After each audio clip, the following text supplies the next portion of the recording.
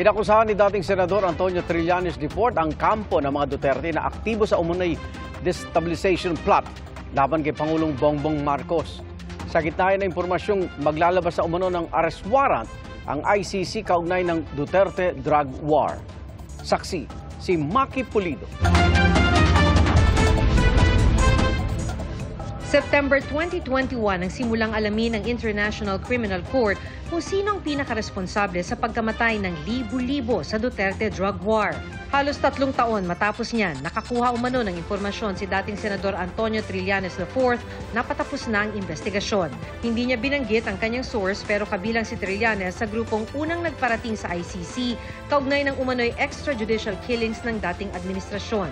Sabi niya, maaaring kasunod umano nito ang pag-issue ng mga warrant of arrest o red notice bandang June o July. This will come in batches. The first batch, si Duterte, the father. No? The second batch, baka sina Bongo, Bato, at si Vice President Sara Duterte. Tapos ang third batch would be some PNP officials and other senior officials ng Duterte administration. Kung sakali matatanggap ang warrant ng lahat ng miyembro ng ICC at padadalhan ng red notice ang Interpol. Sabi ni Senador Bato de la Rosa, ang dating PNP chief na nagpatupad ng Duterte drug war, "Go ahead, make my day, Mr. Trillanes! Sumama ka pa, mag-serve ng warrant. Sumama ka, ikaw mismo magpusa sa akin."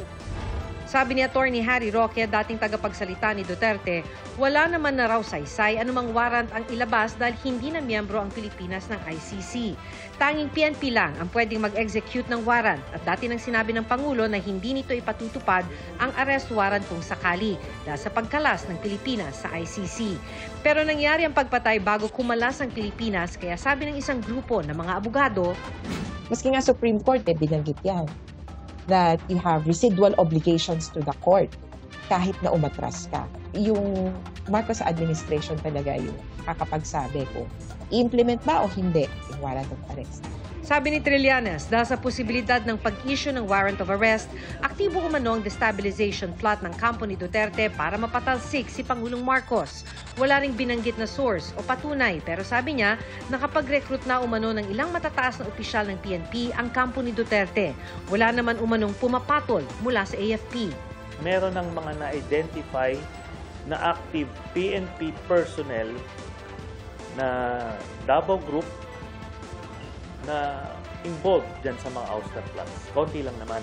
Pero the point is, identified na sila.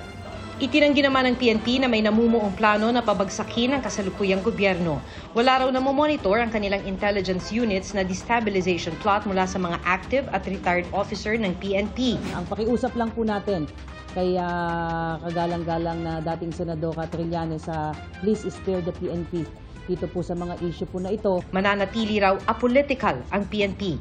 Sinusubukan pa ng GMA Integrated News na kunan ng pahayag ang magamang Duterte at si Senator Bongo. Dati nang sinabi ng ICC sa GMA Integrated News na hindi daw sila magkokomento sa operational matters kaugnay sa mga isinasagawang investigasyon. Para sa GMA Integrated News, ako si Maki Pulido, ang inyong saksi. Mga kapuso, sama-sama tayong maging saksi. Mag-subscribe sa GMA Integrated News sa YouTube at para sa mga kapuso abroad, samahan niyo kami sa GMA Pinoy TV at sa www.gmanews.tv.